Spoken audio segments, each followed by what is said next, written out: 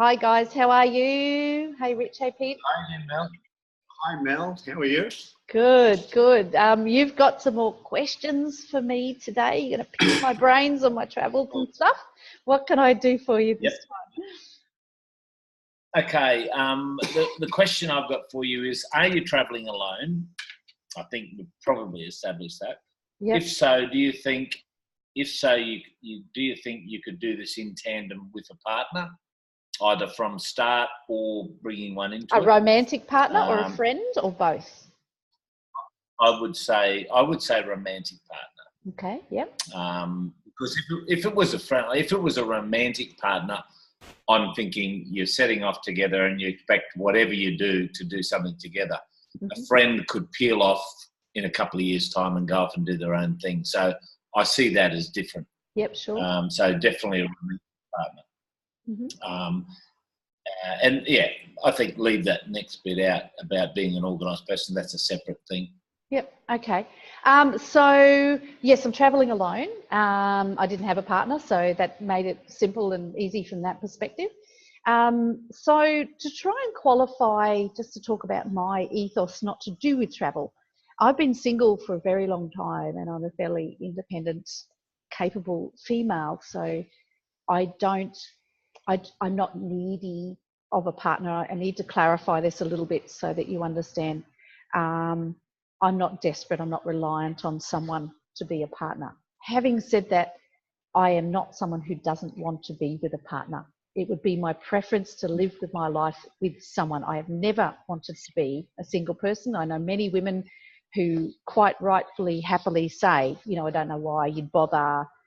Men are just a hindrance. You can be independent, you can be happy, you can be great on your own, all of those sorts of things.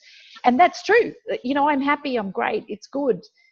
But I see the value in a lifelong relationship. I'm not interested in casual sex or any of those things. I see value in them. I understand why you do them, and I've done them in the past as well, but and probably even now, but it's not what I want. What I want, I don't need someone, I want someone in my life. Ultimately, I would prefer to have that person that brings the best out in me and that I can bring the best out in them. So don't think that because I'm living this lifestyle on my own that it's because my preference would be to continue that all of the time. So yes, I do this solo and I love it and I lead an amazing life. Yes, it makes a difference. So I suppose the difference is that it's not a holiday. So when you go on a travel trip with your partner, you obviously have to agree on where you're going, and you can also have agreements and disagreements on, I want to go to the heat, I want to go to the snow.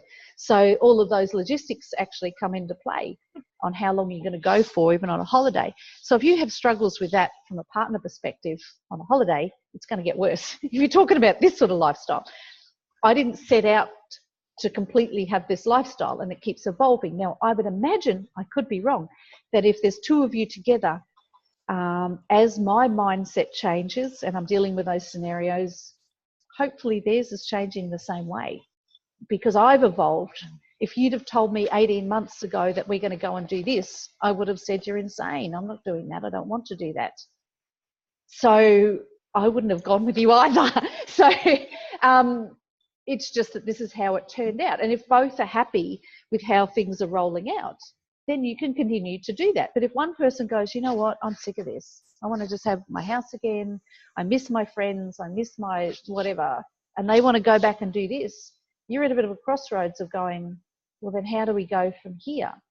Do I give up what I want and go and do that? Do they give up what they want? Or do we come to some working thing? And if you've been together a long time, potentially you can, because you trust one another, to say, look, you go and live your life there, and I'm going to come with you and I'm going to be there with you for a month or so. But you know what, then I'm going to use it as another pet sit. I'm going to use it as somewhere where I am going to be for that month to spend time with you.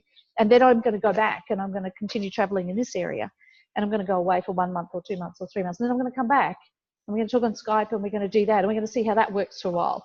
And then maybe I'll get sick of it too in a few years too, and I'll come back here permanently. Or maybe you'll decide actually being back in your life as it was, our life as it was before, doesn't work for you, so you're going to come back with me. And maybe we're going to do a year or two of this and then a year or two of that. I don't know how it evolves. I think it's very down to the individual and the individual people as to how that will evolve. And it's exactly where I'm at right now. Because I mean, I've been single already. I hadn't even gone on a date, I think, for 2 or 3 years before I left Australia. I was just busy with my work and everything else that was going on. So it wasn't like I kind of went, well, let's just see if I bump into someone. And I didn't. And I went, this is nuts. I've never gone this long without even just going out for dinner with a man romantically for a long time. And I think, once again, it was the universe's way of going, we're not going to give you that person right now, because if we give you that person right now, you're not going to go and do this, and you need to go and do this, so we're not giving you that. We're not giving you that tie. It's just not happening. It's the most bizarre thing. And so now I'm traveling once again. I didn't really meet anybody. I traveled for a year, and people said, oh, you meet lots of people. I have a lot of social connection. I purposely use public transport to meet people and to ensure that I'm very chatty, as you can tell, and I'm very sociable. So I love my time to myself. I'm a high extrovert, high introvert. So I like to have my time in my pet sits to myself, but then I'll go down for coffee each day and chat to people in the coffee shop, and I have that social interaction. And I would like to think that when the time is right, the universe will put someone in front of me that happens to be interesting. But nothing, absolutely nothing came across. And what happened was that when I came back to Australia, I tell the story quite often that up until I came back to Australia last year, I used to tell people that I've never been hit on by a man in my life in a random setting. So the men that I have started in relationships they were the parents of friends of my son, or, I had this commonality. But I've never been out to dinner or a club or dancing or at a seminar and have someone walk up to me and start talking to me and then ask me out on a date. It's never happened in my whole life. Never, never, never. And I said, what's going on with men in Australia? No one actually ever, some women just seem to step out the door and they've got men that latch onto them, and it's just never happened to me. So I went back to Australia. I went back to Brisbane, and I went out one night with a girlfriend. The first night I got back, she said, hey, what are you doing tonight? I'm going to go out dancing. You want to come? I went, yeah, sure. And the first night I got there, this man walked up to me and started talking to me and asked me out. And I went, that's odd. That's never happened to me before. Like, the first time I set foot back in the country, I started talking to me. And I had men doing that to me while I was in Australia, a lot, and going, what the hell happened? Whether it's a change in my personal style, that I have lost that control, that I have become more feminine in that I just let, as opposed to driving an entrepreneurial side. I don't know whether that energy is different or whether it's the universe saying to me, you can stop and take notice now. It's going to be okay. There's a way that it will work. And it made me look. It made me go, actually, this is what I want. It reminded me that, yes, I really do want this. I want this closeness with somebody, and it's important. So I didn't pursue it, and none of it came up in Australia anyway in a pursuing sense. But, when I came back overseas, I've had men talk to me everywhere. Like, it's this whole different dynamic. I sit on a train, sitting in Sevilla, and you just where someone's watching you, and I was just sitting there, and my back was sore. I've hurt my back a little bit, so I was doing all sorts of weird and wonderful stretches, which most people are too uncomfortable to do. I will do them anyway. And so I'm stretching and laying over my luggage and trying to ease up my back. So obviously people were looking at me a bit oddly, and I just saw this quite attractive man looking at me as well, and I'm thinking, he's standing alone, he's kind of cute. And so I'm standing there, and I'm looking, and we're both looking, trying to figure out what platform and train, and then he walked past me 3 times. I thought, he's aware I'm here, okay. And then he said, he's looking up, and I'm trying to figure out, and then he said to me, do you know which platform you're going, where are you going, or something? He wanted to know where the platform was. He's Italian, and we were in Spain. And I said, I'm not sure either. So we went and found out together. It turned out we were on the same cabin on the train, and he was stopping one stop before me. I was going down to Cadiz. And then we quickly on the train said, hey, it's been great to chat, swap phone numbers. And we've been in touch since. The thing is that being a Latino man, just before Christmas, I was chatting to him about, he said he was going home to his 2 grown children to see them for Christmas. I said, that's great. And I happened to say to him, so what are you doing on Christmas Day? Initially, what do you do on Christmas Day? He said, well, my wife's cooking up this great big meal for all of us. And I went, your wife? Oh. Pardon? You failed to mention the wife thing. He said, why? What's the problem? He said, I said 6 months with my wife in Italy and 6 months in Portugal as a single man. I went, good for you. You could have let me know that. He said, it's not a problem for my wife. I said, well, it's a problem for me. It's a problem for me. So thank you for that, but goodbye. I wish you'd have told me that earlier. Can I interrupt for a second? I would firmly believe that if you've spent your entire life and you've never been hit on, or a guy spoken to you or asked you out for a date before, and this all of a sudden doesn't happen, surely it would have to come down to the vibration that you're giving out now compared to what you had previously. It'd have to come back to the energy and the aura, because we all know that people are attracted. We can walk into a room and there's a person, we go, I don't know what it is about them, but I just don't like them, or I'm not feeling a positive energy. So you steer clear of them. And so in the mindset where you're completely 100% joyous and extremely happy in your own skin now, and you found a lifestyle that you really, really enjoy, maybe that's coming out of the pores of your skin and people are just recognise it and being drawn to it. So yes, I agree with that, but that potentially makes it even harder. So, and I don't know this. So this is a work in progress for me that I don't understand. So it will be interesting to see how it rolls out. So the thing with that is that one of the things, most of my friends are male. So I attract a lot of men around me. They're just not, and some of them have turned into relationships. So I suppose it's that random energy. And I think it's quite rightly, as you say, potentially it's a more masculine energy because it's competent, it's confident. I walk purposefully. I don't flutter my eyelashes and do all of those sorts of flirtatious things because I'm just me. And if you can't take me as me, then that's the way it is, sort of thing. I think that in relaxing, I think it had to do with a lot with relaxing and all of those things that you just said.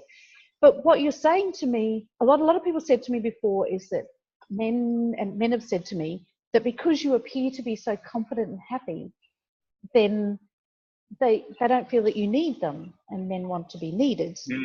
But now I'm more confident and more happy. Yeah. So, you know, that may not ring true. But as you say, I think there is some energy coming out of my pores, and it's a vulnerability that goes with the confidence. I think that now I accept that it just happens. And I think that it's vulnerable. Yeah, I've completely gone, I actually don't have that control in any way, shape or form anyway. So I think that maybe there's a vulnerability that comes with the confidence.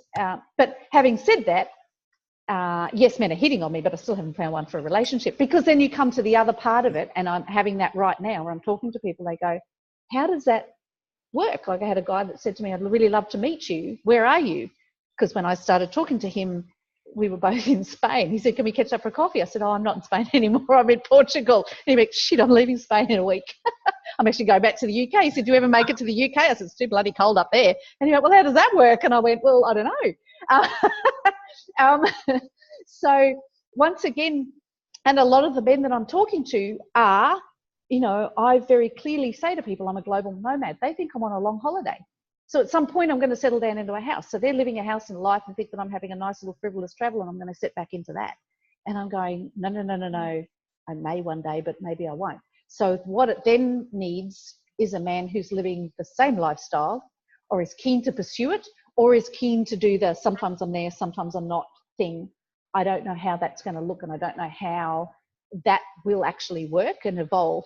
I certainly have just, like in the last week, you know, met some awesome people who live in camper vans, which is a different mindset again. The traveling UK camper van lifestyle and caravanning lifestyle, it's not my lifestyle. It is a different lifestyle and mindset to mine. And I still see myself, it's really different. They have a home base. Half of them still have a house somewhere. Most of them still have a house somewhere.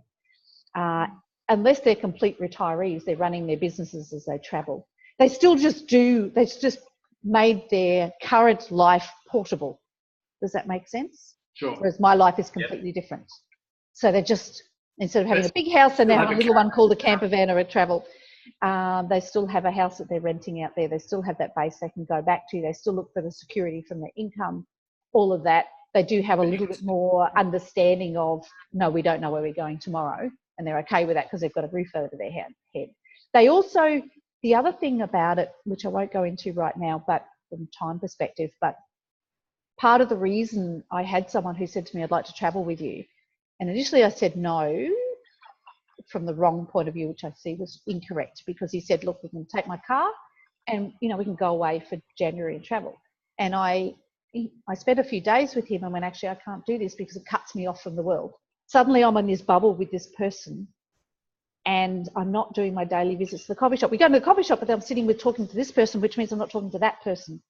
And a very big part of what I do is in helping people as I travel by getting to know the people around me. And as I say, I'll go into that another time, but it's a big part of what I do. It's more than just travel for me. It's about who I help along the way. And so suddenly I'm in this bubble, realizing that I've spoken to no one but this man for a few days and went, actually, that doesn't fit well with me. In retrospect, I now think, actually, that was probably incorrect. I could happily do that for a month and alternate it with, okay, you know, now I'll go and do some of this. And this is my time with him to rest my emotional energy and brain from doing the helping thing as much. I also am now getting a network of people. So I was over in Cancelada in Spain and I had to go back to Malaga to get to Sevilla, to get to Lagos, to get here. Sound complicated? So on the way to Malaga. So what actually happened was that I had a friend of mine that was happening to be in the town that I was in, and he was in a motorhome. And so I'd been out to dinner and chatted, and he was off somewhere motorhoming in the general vicinity. I then got dropped at the bus station to go from Marbella back to Malaga. I was stopping at a place called Benalmádena because I knew some people there, so I was going to stop there, have afternoon tea with them, and then continue on the train to Malaga, because now I have this network of friends, which is great. I got to Marbella and realised that I'd left my purse. Never before I'd left my purse in the pet sit, and I didn't have any money to go anywhere, and my card was in it. Shit. So I couldn't get hold of them, and I didn't want them to drive all the way back. So I contacted him and said, where are you at the moment? And he said, oh, I'm just down at the beach near your town. I said, oh, great. What are you doing today? He said, I don't know yet. I said, do you feel like coming to Marbella? He said, why is that? I said, because I left my wallet behind. And I don't want to put you out of your way, but if you happen to be coming this way on your drive today, could you grab my wallet and bring it up? So he went to their house, picked up my wallet, then drove to Marbella, and then said, where are you going? And I said, oh, I'm going up to Benalmádena. He said, I haven't seen Benalmádena. Hop in, I'll drive you there. Drove me to Benalmádena. I hopped out. He went off and did his thing. I caught up with my friends, went to Malaga.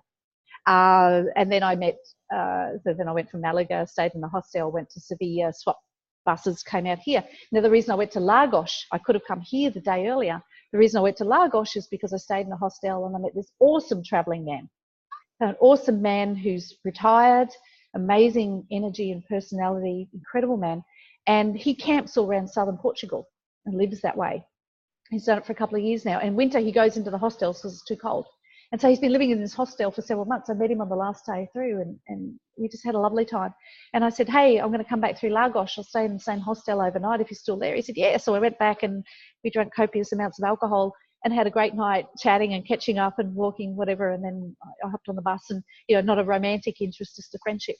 But so now I'm starting to get a network of people who do travel to some differing degrees. And I think in reality, I'm probably going to meet someone through that, you know, that gets it at least, because I forget how much I've evolved in 18 months. And so, you know, I talk to people about travel and they're going, yeah, and I'm just chatting. And then all of a sudden they go, but when do you go home? And I go, no, I'm going to go home. And they go, you what? You know, I've talked to them for 2 days and they haven't twigged that this is different. And then all of a sudden they go, you don't actually have a home? This is everything? And you go, yeah. And then they go, oh, I don't know if I'd like that. You know, up until that point, they'd go, this is a friend or relationship potential, but it's like, this is great, this is awesome, this is fantastic. And then they go, oh, and I forget because I just assume that everybody understands that because I'm here. And as I said to you, there's so many things that come out of my mouth now, or that in the way that I do things, that if you'd have told me 18 months or 2 years ago, I would have gone, you're insane. What? Yeah. And so I can't expect someone else. It doesn't mean that they will never get there. If they're at the beginning of that journey, I can't expect for them to look up and go, oh yeah, you know, we've always wanted to travel. We've always lived in a house and want to travel, and we're ready right this second to go and live your life because I evolved into it and I'm still evolving. I don't know where it's going to lead. I can't expect them to get that. So I don't know what it's going to look like for me with a partner. It can happen. I get from that you need, I mean, you'll answer your own question and the decision will be made for you. When you mentioned before about the guy that you were going to spend 2 days with, then you realised that you were missing the people at the coffee shop. Well, it found its level, didn't it? Like if it had have been, everything will either make you change your priorities or will make time with them a priority, or not. And I think there's going to be a conflict there for me at some point, or whether, you know, once again, I carp back to, you know, my old thinking of there's going to be a conflict there in my life. The reality is that my new life says the universe is just going to figure it out. And I have to remind myself of that. You know, I'm still caught into that old conditioning, Ritch. You know, I'm moving away, and the more I go, the more I move away, which honestly also means I lose friends over it. I've had people defriend me just in the last couple of days on Facebook because I just, you know, I realise that my mindset is moving so far that you're going to lose. You always do that. You know, we know that whenever you change your life in some way, you're always going to lose people. And I don't purposely want to lose people, but that's just the way it works out. And I've lost some Facebook friends because they've been a little bit confronted with some of the things I've said. It's not my choice, but if that's where they're at, that's where they're at. But I know that the universe will take care of it like it takes care of everything else. But I also understand that I also have to make sure that I don't get too caught up in one thing, that I do have to just go let it happen. And in retrospect, that person, because I have searched for so long for the right person. I have dated some of the most beautiful, amazing men, many of whom are still good friends I'm friends with today. And I love them dearly. I love them as human beings, and they're incredible people. And I love them, but for whatever reason, it just wasn't right. It just wasn't right as a relationship. And I think you can tell, you know, I went on one year where I went on lots of coffee dates. And, you know, there's some people that you walk in, you go, this person's fantastic. Love talking to them. It's awesome. And I can sit there for 3 hours with them and go, I never see them again. It's not going to wreck my world. And then you sit and talk to someone and you completely, I had one guy I met that I looked up and the whole restaurant had cleared. And neither of us had noticed. Neither of us had noticed that everybody else had left and the waiter's standing there going, will you guys leave?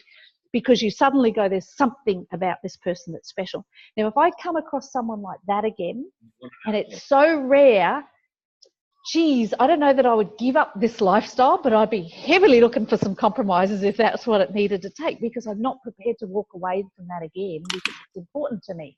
And I'm not, you know, it's hard to find. Well, how can you trust the universe in other things and not listen to it when it's trying to tell you that? Yeah, so, you know, if I come across that person and they go, I don't know that we can handle that lifestyle, then I'd probably go, because I'm a sort of person that says, well, I'm not prepared to completely give up mine, but nor do I expect you to completely give up yours. Is there a way that we can just kind of see how things roll a little bit, you know? But I also recognise, Ritch, and I think this is probably going to be really important to you in what you're saying, is that the person that's likely to attract me in that way is probably already along the track of what I'm doing. Because, you know, once again, I'm sitting and talking to I was talking to an amazing guy, not from a romantic perspective, but in this hostel in Lagos last night. He was only 30 years old and he's been traveling for 4 years. So I've gone, awesome, let's see where his mindset's at. And I recorded him. I actually asked if I could record him, because when you meet someone who's been traveling for 4 years, is what he told me. But then he said to me, I still have a home base in Canada. I still flip houses in Canada to give me the money to do this. And I went, so you're kind of on holidays a lot during the year. You're not actually traveling for 4 years. The mindset is very different. But he was still had a lot of interest. He was part way there. Now I look at some people that, you know, that would have attracted me before, and I know that would have attracted me before because they were entrepreneurial and interesting and independent and all of those things. And I go, yeah, they're not of interest to me now. I'm probably more attracted to someone from Nimbin or Byron Bay. You know, if I can give you that stereotype, if I see that and the guy's got dreads, which I've always looked at and gone, ew. You know, if a guy's got dreads now, I go, oh, hello. Because the mindset that goes with that is different. It's not the look per se, it's the mindset that goes with that is different. It's not tied to societal norms. It's not tied to that. They think laterally, they're looking at broader things. Now, they may still be living in one space, but they're thinking, and then suddenly they can bring to me, I'm learning things from people that I go, wow, I've never thought about that. I've never approached life that way. And they're bringing something to me and I'm bringing something to them, and it brings both of us up and different. And that's awesome. And that's what I'm looking for now. I recognize that there's a different style of person. And in that, then maybe because they tend to be, the other side of it is that I suppose when I talk to those people, some of them are in a different wavelength altogether because they do a lot of things like open relationships and all sorts of stuff that I initially go, I couldn't do that. That's not me. I'm a more monogamous person. I don't know that I could handle that. And then I go, or could I? Maybe that's my conditioning too. Maybe over time I could handle that. I don't know. Right now I say I couldn't, but now I'm going, I'll just have to wait and see. If that person is special enough to me, will I be willing enough to experiment with that? If that's the way he says I couldn't compromise any other way, that's my non-compromise. Am I able to do that? And I won't know until I get there, I don't think. And I think that when I do that, then I'll go, can I handle the jealousy that goes with that or the whatever that goes with that? I have no idea. I don't know. I'll just have to wait until I get there and see. We might wrap that question up there, Mel, and finish up on that note. But thank you for your time. That was a pretty informative question, and I think we covered a lot in there, not just the two questions that Pete initially asked. Cool. All righty. Thank you very much for your time. Talk to you again soon. Thanks, Mel. Bye.